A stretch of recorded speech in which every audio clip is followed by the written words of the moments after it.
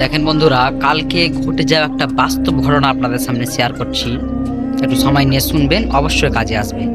কালকে আমি কাঁকুড়িয়া থেকে বাসুদেবপুর যাওয়ার রাস্তায় যে কাঁকুড়িয়াতে, সেখানে একটা ছেলে অ্যাক্সিডেন্ট হয়ে যায় জানেন।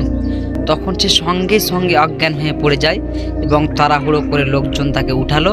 তারপরে একটা লোক তার ফোনটা বের করে তার লক খোলার পরে ফোন করলো।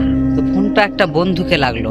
তো বন্ধুকে ফোনটা লাগার পরে তাকে বলছে, দেখেন আপনার এই বন্ধুটি অ্যাক্সিডেন্ট করেছে, অজ্ঞান হয়ে পড়ে আছে। তখনই সে তাড়াহুড়া করে বলছে, আমার মোটরসাইকেল কি হয়েছে, আমার বাইকটির কেমন অবস্থা আছে। এত তাড়াতাড়ি বলছে, তাকে যে বলছে কি আপনার মোটরসাইকেল আপনার বাইক সব ঠিক আছে, তবুও বলছে না, ভালো করে বলো কোথায় আছে, আমার বাইকের কিছু হয়নি তো। আসলে আমি এই গল্প থেকে আপনাদেরকে বুঝাতে চাচ্ছি, কালকে ঘটনা থেকে আপনাদেরকে যেটা শিক্ষা নিতে বলছি, এমন বন্ধু যে বন্ধু কেমন আছে সেটা জিজ্ঞাসা করার আগে বাইক কেমন আছে সেটা জিজ্ঞাসা করছে। এবং সে সময় এত একটা সিচুয়েশন খারাপ সময়ে সে তার বাইক নিয়ে চিন্তিত। তো জীবনে এমন কোনো বন্ধু নির্বাচন করবে না যে আপনার খারাপ সময় আপনার পাশে না থেকে তার বাইক বা তার পছন্দের জিনিসকে বেশি প্রাধান্য দেয়।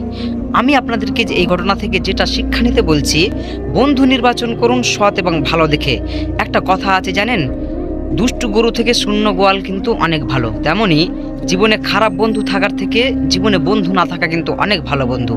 তো বন্ধু নির্বাচন ভালো দেখে করুন, ইনশাল্লাহ আপনার কল্যাণ হবে।